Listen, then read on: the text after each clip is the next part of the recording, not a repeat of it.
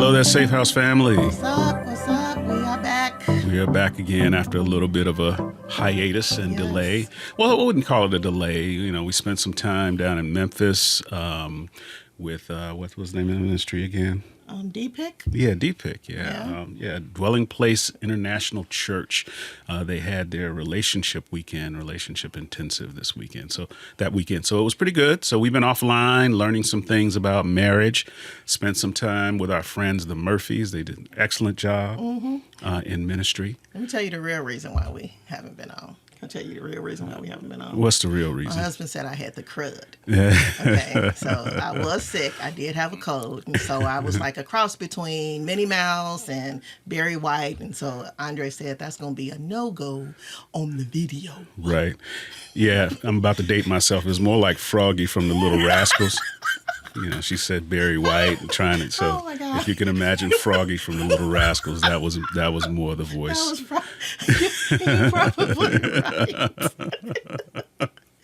Oh my God. Yes, that is true. But here we are. We're back again. We're back again, and we're still talking about transitions. Yes.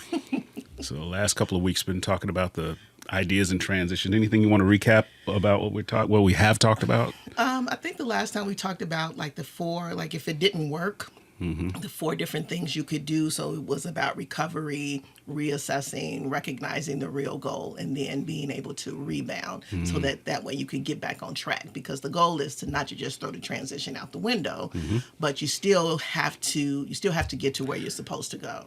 Yeah, it was for the great philosopher Mike Tyson. Everybody has a plan until you get. And, Right. and the phrase goes a couple of different ways: either punched in the mouth or punched in the face. Right? Everybody has a plan until they get punched. Right.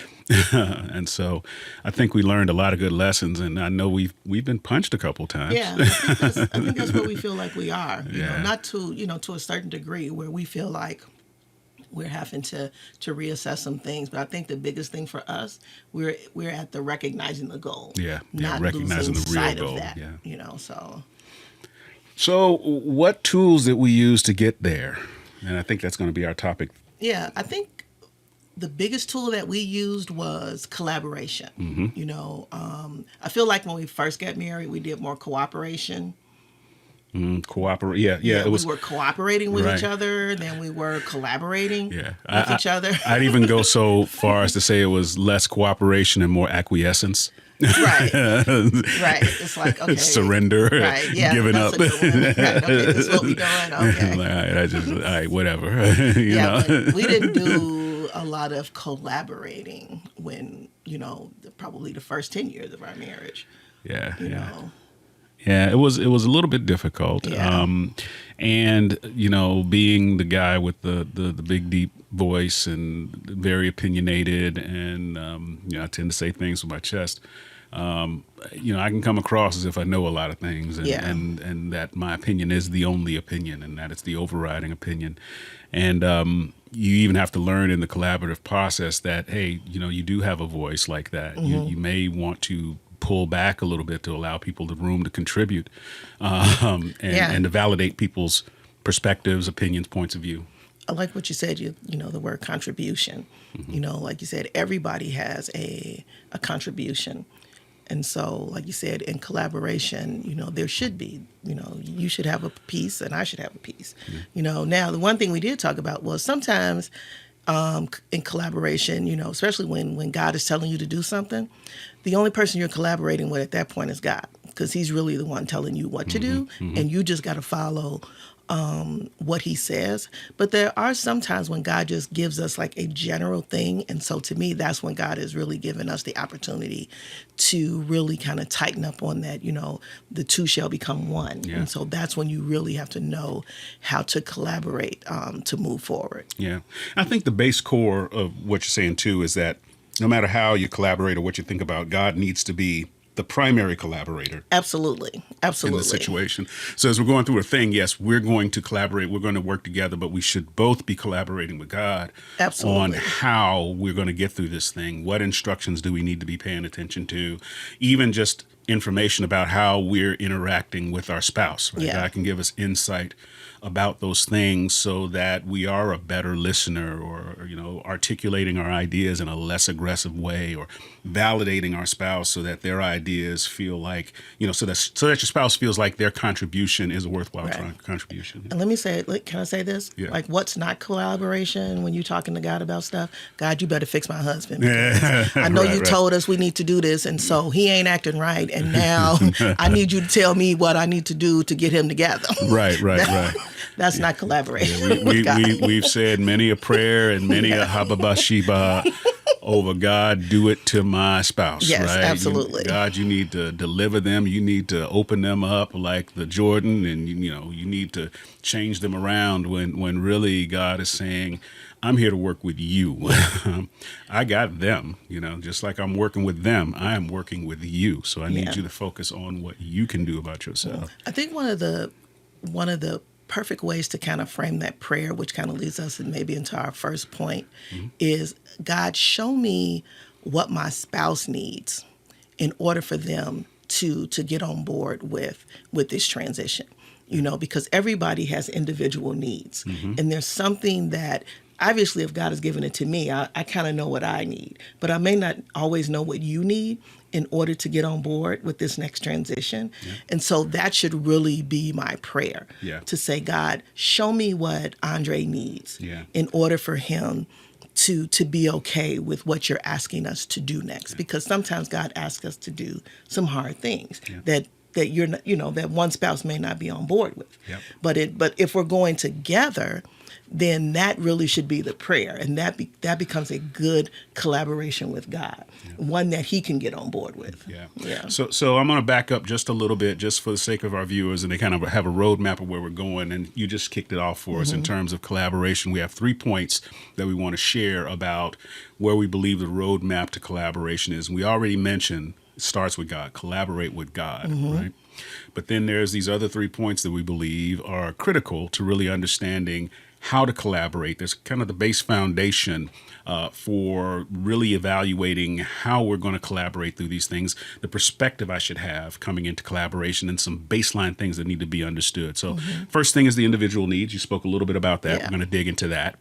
The collective needs. So once again, individual versus collective. Individual is, what do I need to make through? Collective is, what do we need? What do we need? Right, to make it through. And then role clarity, which we think is very, very big. Yeah. Because in a lot of cases, we don't discuss our roles when we're going through a transition or through a change. What am I supposed to do? What are you supposed to do? What we often find is people generally have expectations that are usually unsaid, and as a result of them being unsaid, they remain unmet. Right. So let's dig into it. So that's the roadmap: individual, collective, and role clarity. So you talked a little bit about individual needs. Anything else you want to add to that? I don't necessarily want to add anything to that until we really dig in, but I think also I want to give us a scripture. Okay. To kind of to rest on. To me, it's a really good scripture on collaboration. It's Ecclesiastes 4:9-12. And to me, you could just go with 9. 2 are better than 1 because they have more satisfying return for their labor. So to me, what that says is, if we're working together, then the return is going to be better. Yes. Because because what happens when we're like working against each other? Yeah. Now we both mad at each other. There's more arguments. There's more tension in the household. But if we could figure out how to do it together, I like what it says. It says better. Yeah. And it's more satisfying. A more satisfying return. I love that part. That there's a more satisfying return for our work, because we both have work to do in whatever we're getting ready to transition into. So I really like verse 9. I'm gonna skip over 10 and 11. We might come back to that. But the other one I want to talk about too, it says, and though, this is 12, it says, and though one can overpower him who is alone, 2 can resist him. A cord of 3 strands is not quickly broken. So we started with 2, but now we have 3. And so that's God. Yes. So if we're not, once again, like we started out with, if we're not partnering in with God, if we're not collaborating with Him, then it's still just a two-strand cord anyway. To yeah. me, it's God who really strengthens all of that. And it's really God that's even given us as a couple the strategies on how to collaborate to make sure that this next transition happens. Yeah, and in the text here, what I love about it is it escalates from not just resisting to becoming unbreakable. Absolutely. Right? So it Absolutely. says here, so someone can overpower you when you're by yourself. You can resist when there are two of you, but three of you become unbreakable. Unbreakable. Right, which I think is just tremendous. Yeah, and that's where God wants us, especially when we're getting ready to do a transition, because there are so many things that happen in a transition that try to break us up. Yeah. Or so many things that happen, and a lot of times we blame the enemy. The enemy's coming in when really we have a lot of things that we just haven't dealt with. Right. We haven't really addressed what we need. Yeah. And not talking about what we need creates an opportunity for conflict, missed expectations, unsatisfied needs, frustration. Why don't we just? You start to do passive aggressive things like question why are we even doing this? What are we doing? What are we doing? What is this for? Right. Yeah. And it really comes down to this individual need that you haven't really dealt with. Absolutely. That you haven't talked about. And I think it's one of these places where we need to be careful that we give each other airtime to make sure our individual needs are expressed. So do you have examples of like an individual need in a transition? If you don't, I have got So, like I said, we've been talking about moving. Yeah. At some point, we definitely want to move to a warmer climate. And so even when we bought our current house, one of the things that I needed was an attached garage. Yeah, right. I needed that because I'm like, I am not bringing in groceries From in the wintertime in Chicago. Right. And I need to be attached. Yeah. Those of you that are not in Chicago, at least in the inner city part, the garages are literally in the backyards, in the alleys, and so there's a space between the garage and the house. And so when we acquired our first house in the city, one of the things was it needed to be attached to the house. And then that's sort of a standard that got maintained. So, yeah, individual needs in terms of whatever we're doing, even in how we work together. Okay, an individual need while we're going through this transition is constant communication, right? Because some individuals may not feel confident in what we're doing. So I need to know when things change. We need to have... Uh-oh. I'm sorry. What? Keep going. No, or we need to know when you have an idea, So I've watched people get into conflict because, and there are different personality types out there. One may have an idea and they start to investigate the idea and the other spouse becomes frustrated because it seems like they've marched this idea down the field without them, right? And there was no malicious intent by the other spouse. But the spouse that needs that constant communication now feels like they were left out of the loop, and then they start to dig deeper on that. What else have you not told me? What else have you been doing? Well, no, I just didn't mention this piece, right? There's nothing else, And I'm glad you started with communication because, like you said, both people need the communication piece, but also being able to recognize the type of communication. Yeah. So Andre needs data. So Yeah. if we're getting ready to transition to do anything, he wants facts, he wants figures, he wants numbers, he wants all of that. In detail, yeah. I'm more general. I'm like, hey, we just need to change this one thing. And Andre's like, okay, so which companies have you called? And I'm like, I didn't think about all of that. Yeah. And it's different, and it doesn't make one right or the one wrong, right? But if we're going to be collaborating together, it's like a team. If I'm on a team and I know that my receiver is really, really fast runner, then I know I could throw the ball a little bit harder and a little bit higher because he has the legs to get there. Yes. Right. But on a receiver that's a little bit slower, I know I have to time my throw. Right. So because the whole goal is for us to make scores, make first downs, get touchdowns, not necessarily for me to demonstrate that I can throw really well, right? Yeah. So we're working as a team. So I need to move at the pace of my teammates. Yeah. I think the other thing you have to think about when you talk about individual needs is having a sensitivity to it. It's like making room for the other person's needs. Yeah. And so if we're getting ready to collaborate, this is just the way I look at it. I want to think more about what you need versus what I need. Yeah, that's ideal. Yeah, that's ideal. Yeah, and that takes time. We're all kind of conditioned to look out for me, right? We're all kind of conditioned to look out for number one. And so really, raising up to that next level of maturity to say, okay, my partner's needs, my spouse's needs through this transition are probably more important than my immediate needs. Yes. Right? And the good thing is if we're all thinking about each other, everybody's being thought of. Yes. Right? When we're all thinking about ourselves, we don't know who's getting thought about. Right.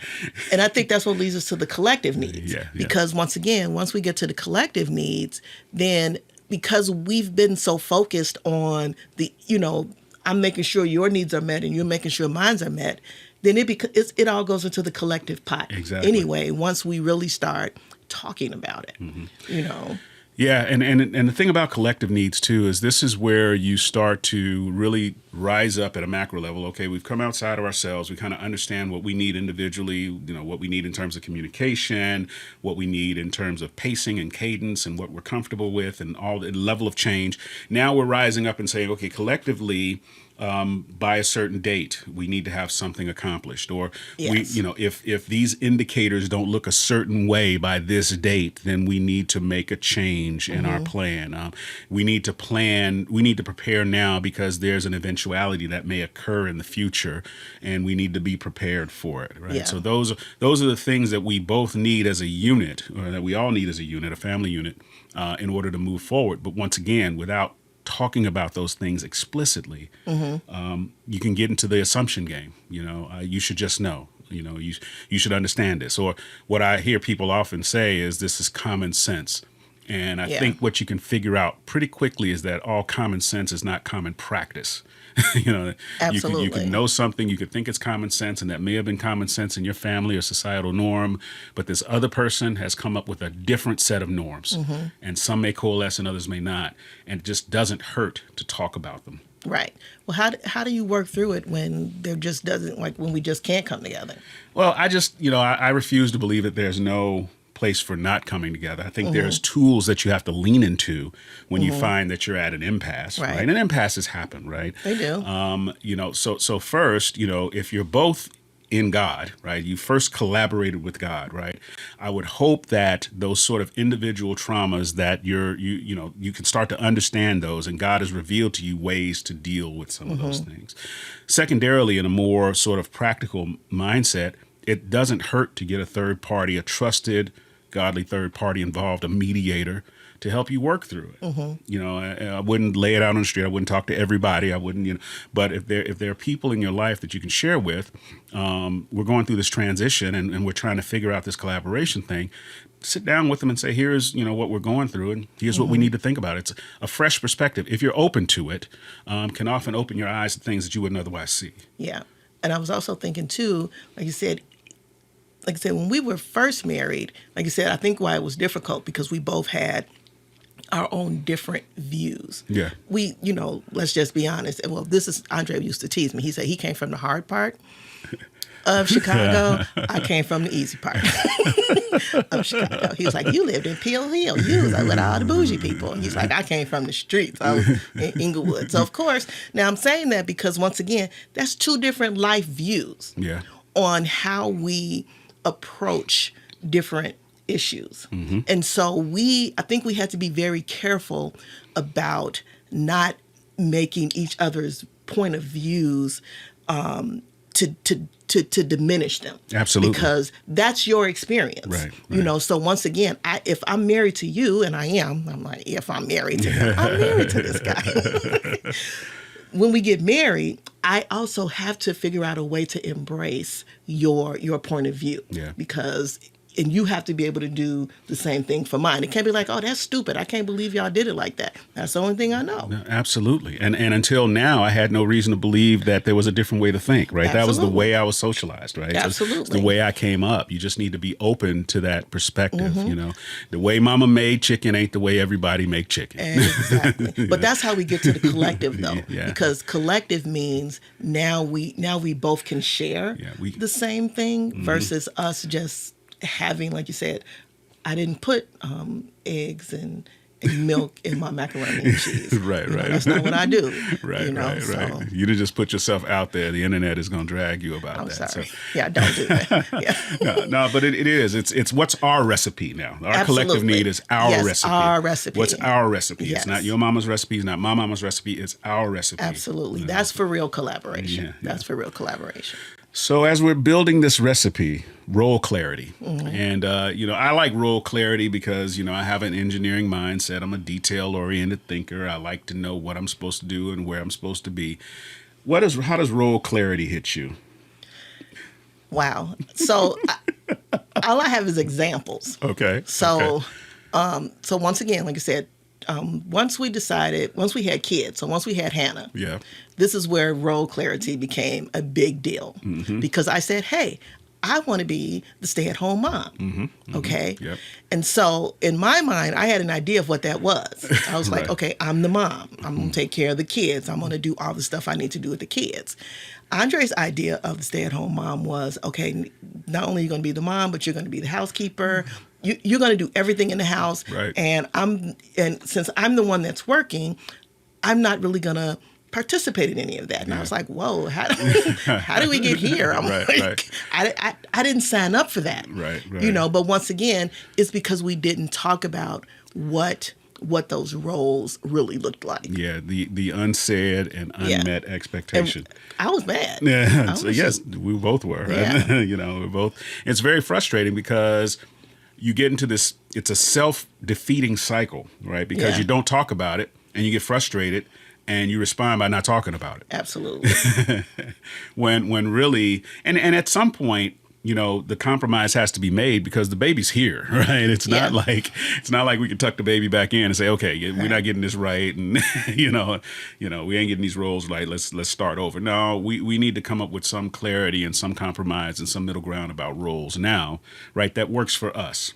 And it starts by both of us sort of erasing that preconceived notion that we Yeah. walked in with, because we both have to be honest that our partner didn't accept that preconceived notion. Yeah. Your partner participated fully in the creation of this baby. Yeah. So And so once again, that role clarity works in any transition. Yeah. So like even in buying a house, okay, you're responsible for getting the bank account stuff Yeah. together. Your job is to make sure that we get a lawyer. It's whatever, but everybody does have to have a role, because when you don't have role clarity, that's when things start to fall through the cracks. Yeah, the one thing I'll add too is when you finally come to that place of understanding roles, whatever those may be, once your spouse is in once you have your role, trust them in that role. Yeah, trust them in that that's role. good. Yeah. Because I remember, I'd like to pride myself as a negotiator, right? I like to negotiate things, and so He does. when went to purchase a vehicle, right, and so my style. It's not very comfortable for somebody that walks into a car dealership and really wants a car, because I'm very, very standoffish, walk away from the deal. I have a psychology that I take in with We me. walked right? away from a couple of deals. Yeah, Let me yeah, just say that. Yeah. And so, what I had to keep reminding my wife is, trust me, we will get a vehicle. Right. Trust me, we'll get a vehicle, and we're going to get a vehicle at a great deal, right? We're going to get benefits. We're going to get things. And so it took it took a couple of reps to get that trust to say, oh no, yeah, It did. he knows what he's doing in this role. It absolutely took a couple of reps. To not interject at the right time, not have a side conversation with the salesperson, Yeah. all of those kind of things. Because, even if we go back to the Bible, that's the side conversation, Yeah. didn't get comfortable with the roles. That's how we ended up with an Ishmael, right? Yeah. Wasn't comfortable in the role clarity. So that's when I'm going to step out and start to do things, Sarah was the one who was supposed to carry the baby, Yeah. not Hagar. Not Hagar, right? She wasn't. So she abandoned her role, abdicated her role. Yeah, she did. In hopes of moving the ball further Right. down the field and create. Abraham was like, I do it anyway. I can. Right. You want me to sleep with her? Well, yeah, he stepped out of his role too, because he was supposed to be. So everybody stepped out of their roles, Absolutely. and I appreciate you saying that, because most men would be like, well, what was wrong with that? No. God changed that now. We got to be husband of one wife Right, kind of thing. right. So, I don't have the benefits of Solomon and all those other Got guys. that So, right, sir. yeah. That is not collaboration. Not in this house, anyway. Only if you wanted something like that would I. No.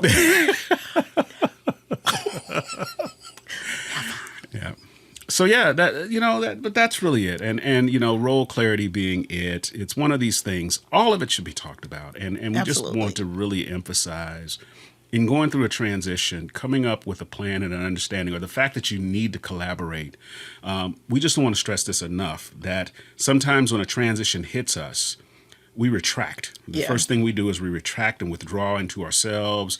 We get into our thinking closet and we start to try to formulate solutions. We try to fix it. By we try to come up ourselves. with and we do all that by ourselves. And there's a reason that God put us together, right? There's a helpmeet, there's a husband, there's a covering, there's all these things. And God gave you these roles explicitly because he knew every time wasn't going to be good. Right. Absolutely. So now, so why would you deny yourself the benefit of God's design, the team, including him, to be able to walk through this situation? So don't want to emphasize it enough. Your individual needs, your collective needs, and then establishing that role clarity. Yeah, I agree. That's why that Ecclesiastics 4:9 is so important. Like I said, 2 is better than 1. And 3 is unbreakable. Is unbreakable. Well, that's the episode today. We hope you enjoyed it on how to collaborate better and collaborate your individual needs, collective needs, role clarity. Once again, we're Safehouse Ministries. You can find us on Facebook and on Instagram. This YouTube episode, make sure you like this video, share this video, rate this video, give us feedback. Give us feedback. Let us know how you think about collaboration. Let us know if you even thought about collaboration. Share with us your experiences with collaboration. Even share with us if you've kind of done this and didn't have language to put on it, right? So some of you are doing this and you just didn't know the language to put on it. Now you have language for it. Oh, we were collaborating. Okay. We do more collaborating than cooperating. Yeah. So let us hear from you on that. We'll be back again with another episode for you. For you? And with I'm sorry. She got the giggles, y'all. I do. All right. I love this man. All right. I love you too, baby. All right, y'all. Peace.